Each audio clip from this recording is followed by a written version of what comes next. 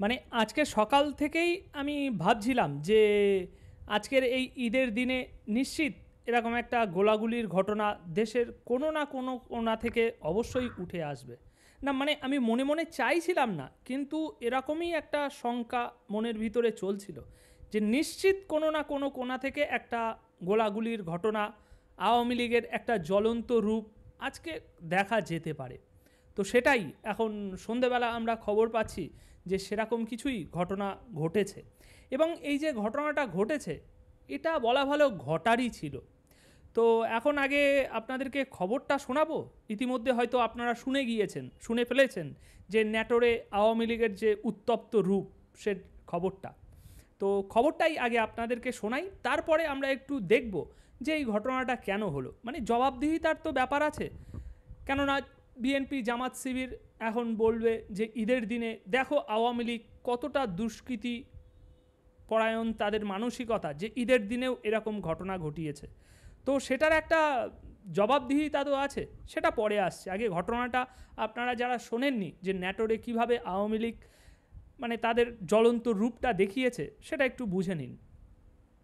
দর্শক বন্ধুরা, ন্যাটোরের লালপুরে ঈদের নামাজ শেষে জয় বাংলা স্লোগান দেওয়াকে কেন্দ্র করে আওয়ামী লীগ ও বিএনপির নেতাকর্মীদের মধ্যে সংঘর্ষের ঘটনা ঘটেছে। আর এতে বিএনপির দুই সমর্থক গুলিবিদ্ধ হয়েছেন। আর ঘটনাটি ঘটেছে আপনার বেলা 11:30টার দিকে।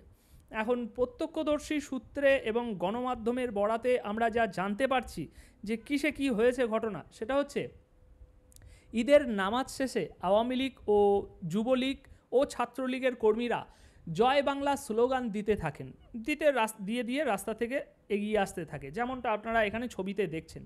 এই সময় বিএনপি ও স্থানীয়দের সঙ্গে তাদের ধাওয়া পাল্টা ধাওয়ার ঘটনা ঘটে।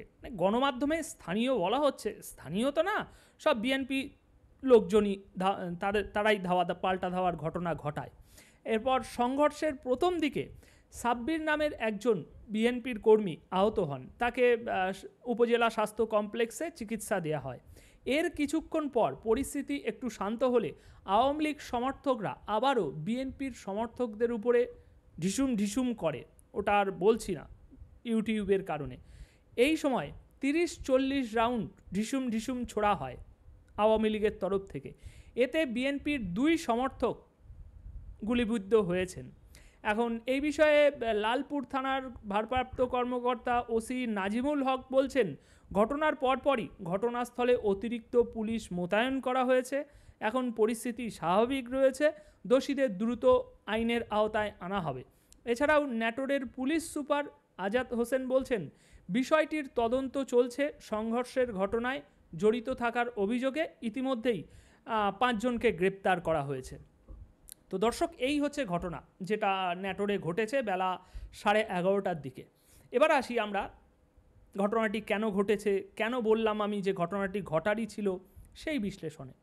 দর্শক, আপনারা জানেন কি, ইতিমধ্যেই খবরটা বেশ কিছুক্ষণ হয়েছে সারা দেশে ছড়িয়ে পড়েছে যে মাহফুজের বাবা গণপিটুনির শিকার হয়েছে। তথ্য উপদেষ্টা তার বাবা গণপিটুনির শিকার হয়েছে। এখন আমি যদি জিজ্ঞাসা করি যে মাহফুজের বাবা কেন গণপিটুনির শিকার হলো, এক কথায় উত্তরটা বেরিয়ে আসে যে ছাত্রলীগ কর্মীকে ধরতে তিনি একটু মুরব্বি সেজেছিল, সেই জন্য এই বিএনপি ও ছাত্রদলের কর্মীদের হাতে গণপিটুনি খেয়েছে মাহফুজের বাবা। এবার ঘটনাটা কি হয়েছিল? ঘটনাটা হয়েছিল ওই ছাত্রদলের এক নেতা এতদিন আত্মগোপনে ছিল। গতকাল রবিবার রাত প্রায় 9টার দিকে তিনি বাড়িতে ফিরে আসে। আজকে ঈদের দিনে একটু নামাজ আদায় করবে, তাই বাড়িতে ফিরে আসে। এবার যেই সে বাড়িতে ফিরে আসার খবর চারিদিকে ছড়িয়ে পড়ে, ওই রাত 9টার সময় বিএনপির ছাত্রদল কর্মীরা তার বাড়ি অ্যাটাক করে, তাকে ধরে মারধর করার চেষ্টা করে, থানায় দেওয়ার চেষ্টা করার জন্য তার বাড়ি অ্যাটাক করে। সেখানে গিয়েই এই মাহফুজের বাবা মার খেয়েছে। তাহলে এখানে আমরা কি বুঝছি? যে এক তো আওয়ামী লীগকে পুরো কোণঠাসা করে রাখা হয়েছে, আর এমন কোণঠাসা করে রাখা হয়েছে যে ভাই ছাত্রলীগ নিষিদ্ধ আমি বুঝলাম, কিন্তু তার মানে আমি ছাত্রলীগ করেছি মানেই, একদিনের জন্য ছাত্রলীগে আমার নাম ছিল মানেই আর সারা জীবন আমার বাংলাদেশে আমি মুখ দেখাতে পারবো না। এটা কি একটা নিয়ম হলো? এটা কি একটা কোনো দেশের বিধান হলো? কিন্তু সেরকমটাই তো আজ আওয়ামী লীগ ছাত্রলীগের সাথে করা হচ্ছে। ছাত্রলীগের ওই নেতা গতকাল সন্ধেবেলা বাড়িতে আসাতে তাকে ধরে গণপিটুনির একটা ব্যবস্থা করা হয়েছিল, কিন্তু গণপিটুনি দেওয়া যায়নি, তার আগেই মাহফুজের বাবা গণপিটুনি খেয়ে গিয়েছে। তো এই একটা বিষয় হলো যে কিভাবে ছাত্রলীগের উপরে আজ অত্যাচার করা হচ্ছে, আওয়ামী লীগের উপরে অত্যাচার করা হচ্ছে। এছাড়াও আজ সকাল থেকে আমার কাছে শত শত মেসেজ আসছে যে ভাই এতটাই খারাপ অবস্থা, বলবো কি আপনারে, যে বছরে একটা দিন ঈদ, সেই ঈদের নামাজটুকু আদায় করতে পারছি না। কেন পারছে না? এই ছাত্রলীগের কর্মীর ঘটনাটা শুনলেই আমরা বুঝতে পারছি, সবার সাথেই একই ঘটনা ঘটছে। তারা আত্মগোপনে রয়েছে, এখন সেখান থেকে বেরিয়ে যদি গ্রামে এসে নামাজ আদায় করতে যায় তাহলে এই একই ঘটনা ঘটবে, জীবন নাশের ঘটনা। এবার আসি মূল ঘটনায়, যে আওয়ামী লীগের লোকেরা আজকে এই ন্যাটোরে জয় বাংলা স্লোগান দিয়েছে। এই জয় বাংলা স্লোগান দেওয়াতে তাদের উপরে চড়াও করেছে বিএনপির নেতারা। কিন্তু এটা কি কোনো একটা ন্যায্য কাজ হয়েছে? এখন যদি আমি আপনাকে বলি, আওয়ামী লীগ এই রাজনৈতিক দলটি কি বাংলাদেশে নিষিদ্ধ হয়েছে এখনও? এখন ব্যক্তিগতভাবে আপনার কাছে আওয়ামী লীগ ভীষণ খারাপ হতে পারে, আপনি চান যেন আওয়ামী লীগ এই দেশ কি এই দেশের আশেপাশের আর 4-5টা দেশের কোথাও যেন আওয়ামী লীগের অস্তিত্ব না থাকে, এটা আপনার ব্যক্তিগত চাহিদা হতে পারে। কিন্তু রাষ্ট্রীয়ভাবে আওয়ামী লীগ কি এখনও নিষিদ্ধ হয়েছে? রাষ্ট্রীয়ভাবে জয় বাংলা এই স্লোগানটি বাংলাদেশের মাটিতে দেওয়া যাবে না এরকম কোনো ঘোষণা এসেছে? আসেনি তো না।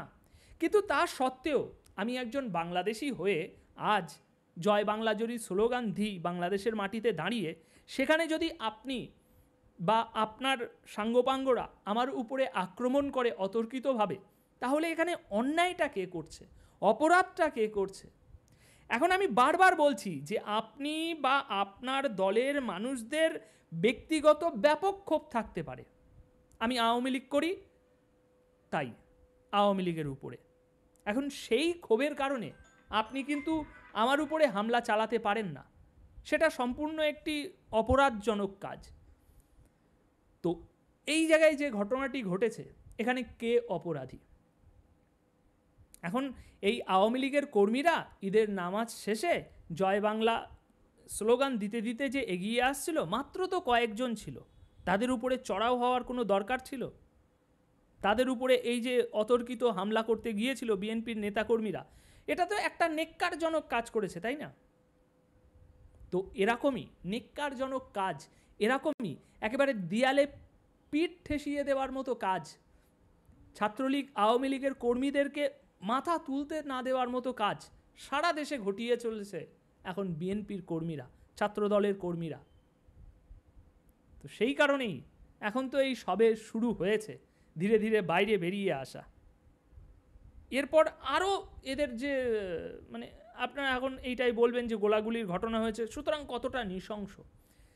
তো এরপরে হয়তো এর থেকে আরও বেশি নৃশংসতার কাজ করতে পারে আওয়ামী লীগ, এবং তার জন্য সম্পূর্ণ দায়ী হবেন আপনারা নিজেরাই।